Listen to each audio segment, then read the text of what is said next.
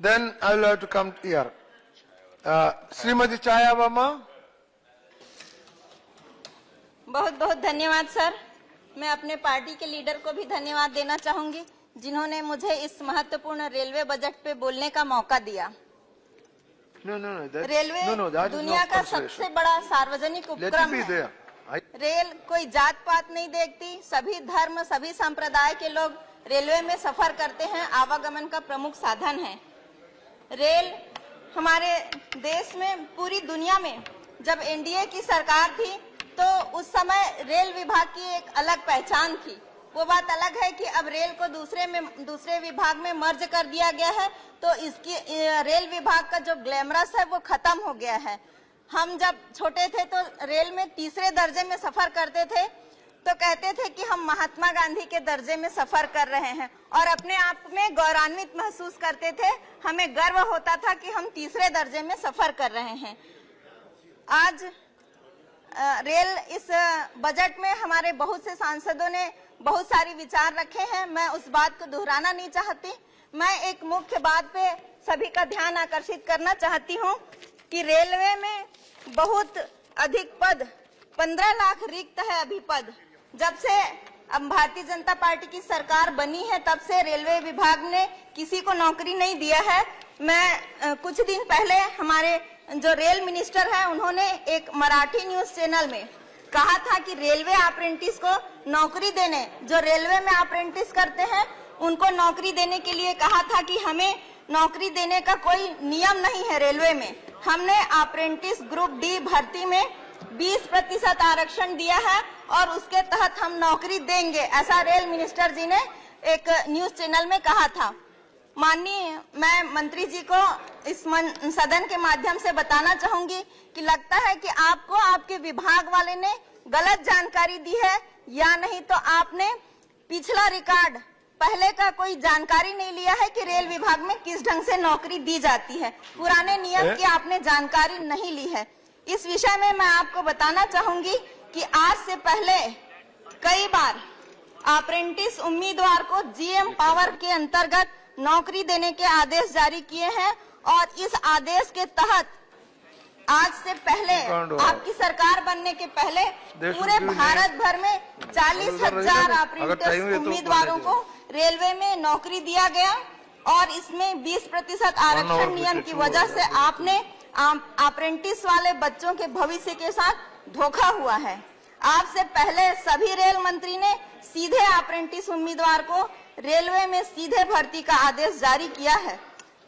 इसलिए मैं आपसे निवेदन करती हूं कि 20% आरक्षण के नियम को रद्द कर पहले की भांति रेलवे में आप रेलवे अप्रेंटिस उम्मीदवार बच्चों को आप नौकरी दें। एक तरह तो आप कहते हैं स्किल इंडिया, आप ट्रेनिंग दे देते हैं, प्रशिक्षण दे देते हैं, लेकिन जब रोजगार की बात आती है तो माननीय महोदय आप रोजगार देने से मुंह मोड़ लेते हैं।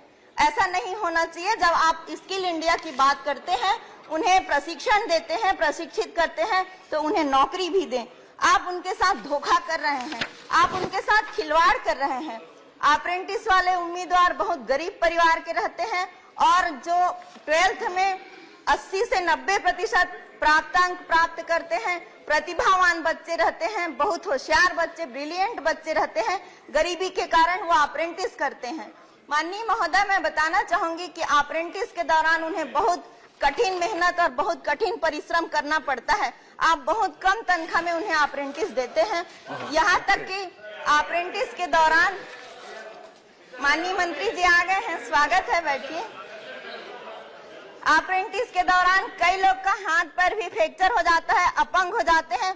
उन अपंग बच्चों को भी आपके विभाग में नौकरी नहीं दी जाती।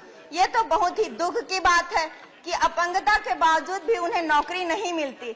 माननीय महोदय, मैं बताना चाहूंगी कि अभी पूरे भारत भर में पिछले दिनों 2000 अप्रेंटिस वाले बच्चे यहाँ पे दिल्ली में जंतर मंतर में धरना में बैठे थे।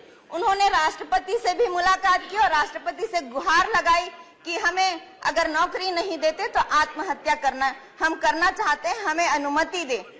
तो उस संबंध में हमारे राष्ट्रपति जी ने भी मंत्री महोदय से और प्रधानमंत्री जी से संपर्क किया था, बात किया था, लेकिन अभी तक पूरे भारत के किसी भी राज्य में उन्हें नौकरी नहीं मिली है। माननीय महोदय, मेरा ये निवेदन है इस रेल बजट के माध्यम से कि अप्रेंटिस वाले लड़कों को आप नौकरी किसी भी कीमत में सीधी भर्ती 20% के आरक्षण के नियम को हटाकर सीधी भर्ती दें। हर शहर में रेलवे स्टेशन के आसपास बहुत जमीन खाली पड़ी रहती है। राज्य शासन उस जमीन को अपने उपयोग के लिए आवेदन करती है, मांगती है, लेकिन अभी तक मेरी जानकारी में नहीं है। हमारे रायपुर जो बहुत बड़ा डिवीजन है, वहां पर 8 हेक्टेयर की मांग वहां के मुख्यमंत्री और वहां का नगर निगम का महापौर, वहां के पार्षद और वहां के कलेक्टर भी कई बार 8 हेक्टेयर जमीन को बीएसयू की मकान बनाने के लिए मांग किए हैं, लेकिन अभी तक वो मांग लंबित है। इस मंच के माध्यम से मैं कहना चाहूंगी कि वो मांग पूरा करें। माननीय महोदय, आप जो बुलेट ट्रेन चलाने की बात कर रहे हैं, यहाँ तो साधारण ट्रेन ठीक से चलती नहीं है, बहुत लेट चलती है, लेकिन बुलेट ट्रेन अभी दिल्ली से निकलकर आगरा तक पहुंची है। उस बुलेट ट्रेन का भविष्य क्या होगा समझ से परे है। लोको पायलट का बहुत सारा पद खाली है। हम जो देख रहे हैं आए दिन दुर्घटना होती है, वो लोको पायलट जो होते हैं वो ओवर टाइम करते हैं, इसलिए संभवतः दुर्घटना का एक कारण ये भी है।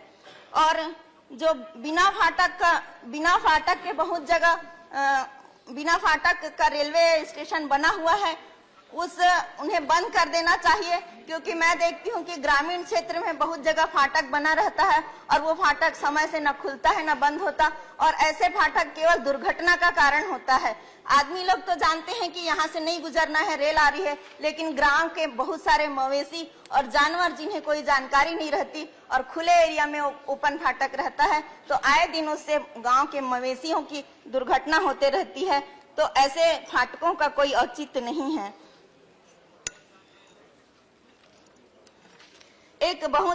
रायपुर का एक बहुत प्रसिद्ध ऐतिहासिक रेलवे लाइन है, जो रायपुर से निकलकर केंद्री होते आगे धमतरी की ओर जा रही है। माननीय महोदय, उस रायपुर से केंद्री तक जो रेलवे लाइन, ऐतिहासिक रेलवे लाइन बना हुआ है, उसे उखाड़ने का क्रम चल रहा है। कृपया उसे ना उखाड़ा जाए।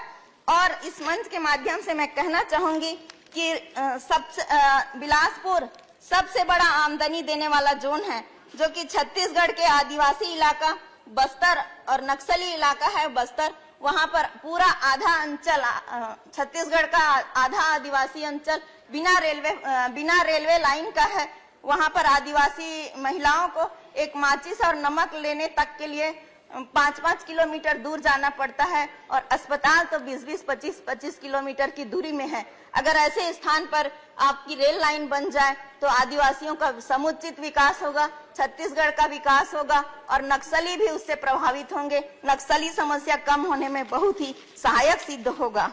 अभी रायपुर से बलौदा बाजार से होते हुए झारखंड रेल लाइन जो स्वीकृत हुई है, लेकिन अभी तक स्वीकृति होने के बावजूद उसमें कुछ भी काम नहीं हो रहा है।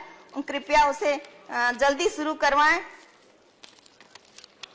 अभी तक ये भी सुनने में आ रहा है कि पूरा रेलवे विभाग को निजीकरण करने की बात चल रही है। अगर ऐसा होगा तो रेलवे के साथ बहुत बड़ा धोखा होगा और रेल में चढ़ने वाले सभी भारतीयों के साथ बहुत बड़ा धोखा होगा। मैं इस मंच के माध्यम से निवेदन करूंगी कि रेलवे को कभी भी रेलवे विभाग का निजीकरण ना किया जाए। धन्यवाद। जय हिंद।